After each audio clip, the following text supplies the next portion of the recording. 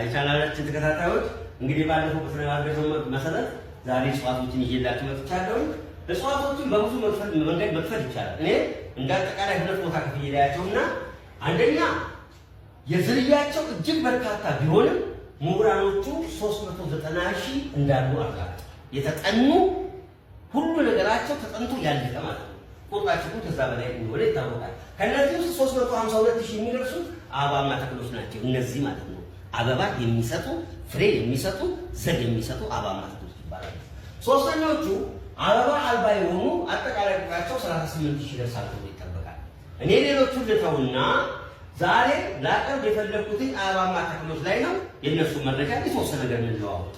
አበባማ ተክሎች ዋነኛ መለያቸው አንድ በየትኛውም የአየር ንብረት ውስጥ ሊኖር ይችላል። በየትኛው ደጋ ወይና ደጋ ቆላ በራየት ነው። ሌላ አበባ ዘር ፍሬ በመስጠት በጣም ይታወቃል። ዘራቸውን በመደበቅ በጣም ይታወቃል። ሌላ የተሻለ የዘር አሰራጫጨት ደግሞ አላቸው። እንዴት ነው ዘራቸውን የሚያሰራጩ ስንል አንድ በአየር ላይ ሊንሳፈፉ ይችላሉ። ምርጥ ምሳሌ እፉዬ ገዳ ማንሳት ይቻላል። ሁለተኛ በውሃ አማካኝነት ውሃ ላይ በመንሳፈፍ ከአንድ ቦታ ወደ ሌላ ቦታ ዘራቸውን ያሰራጫሉ። ሶስተኛ በተለይም ንብ ማስለማን ነው አበባ ስለምትቀስ ነው። ሁለተኛ ደረጃ ቢራቢሮ ነው። ብናኝ አካባቢ የሚባሉት ዛሬ ላይ ሲጠኑ ወደ 6-7 ያደርሳቸዋል ሳይንሱ። እኔ ግን ሁለቱን ልውሰዳቸው። በተለይም ንብ ነው። ሌላ በአዋፋት ሊሰራጭ ይችላል ዘራቸው፣ በእንስሳት ሊሰራጭ ይችላል፣ በሰው ሊሰራጭ ይችላል። እንደውም አንዳንዱ ዝርያ ከሰውም ይሁን ከእንስሳ አካል ጋር ይጣበቅና ረጅም ዲስታንስ ሄዶ ዘሩን ያሰራጫል። ዋነኛ ኤግዚስት ለማድረግ የረዳቸው ደግሞ ጾታዊ መራቡ ማድረጋቸው እጅግ በጣም ጠቀማቸው።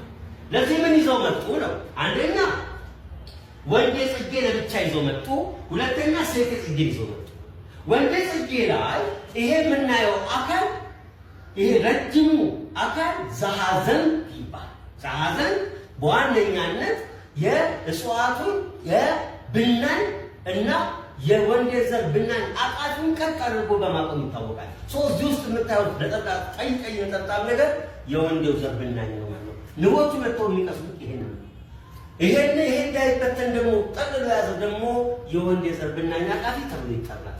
ከዚህ በተቀር ሁለተኛው ፓርቲ ደግሞ ሴቴ ጽጌ ነው። የሴቴዋ ክፍል ማለት ነው። እዚህ ላይ 3 ነገሮችን ማስተዋል ያስፈልጋል። አንደኛ አፈጽጌ ይባላል። አፈጽጌ እዚህ ላይ እንዲህ አይነት ስትራክቸር ያለው ሲሆን እላዩ ላይ እንደሙጫ የሚያጣብቅ ነገር በተፈጥሯል። ስለዚህ አንድ ዘር ለምሳሌ በቆሎ እንበል።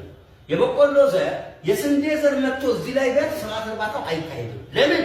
ከዚህ አካባቢ ላይ የሚመነጩ ኬሚካሎች አሉ። እነዚህ ኬሚካሎች መጥተው መርምረው የራሱ ዝርያ መሆኑን ካረጋገጡ ቀጥ ብሎ መሰላል ይሰራልና ወደ ውስጥ ገብቶ ስራ እሱ ብዙ ደግሞ ፕሮሰስ እሱን ትቼው ማለት ነው። ይሄ አፈጽጌ ወይም ስቲግማ ይባላል። ይሄ አንገተ ጽጌ ወይም ስታይል ይባላል። ይሄ እንቁልጢ ወይም ኦቫሪ ይባላል። ስለዚህ እንቁላሎቹ ያሉት እዚህ ስትራክቸር ውስጥ ነው ማለት ነው። አንገተ ጽጌው ለምን ይጠቅማል ስንል አፈጽጌው ቀቀለው ያደርጋል። እንቁልጢው ለምን ያገለግላል? ሁለት ነገር አለ። አንደኛ ጽንሰት ከተካሄደ በኋላ እንቁላሎቹ ወደ ዘር ሲለወጡ ይሄ ስትራክቸር ደግሞ ፍሬ ይሆናል ማለት ነው። ስለዚህ ማንጎ ስንበላ የምንበላው ፍሬ ውስጥ ከውስጥ አውጥተን የምንጥለው ደግሞ ዘር ነው ማለት ነው። ብርቱካን ስንበላ እንደዛ የምንበላው ፍሬ የምንጥለው ደግሞ ዘር ነው። ይሄን ካልኩኝ እንዴት ከወንዴ ጽጌ ወደ ሴቴ ጽጌ ይሄዳል? ስንት አይነት አለ የሚለውን ደግሞ አጠቃላይ ነገር ነገ ላይ አቀርብላችኋለሁ። ለአሁኑ ስለተከታተላችሁ እጅግ በጣም አመሰግናለሁ።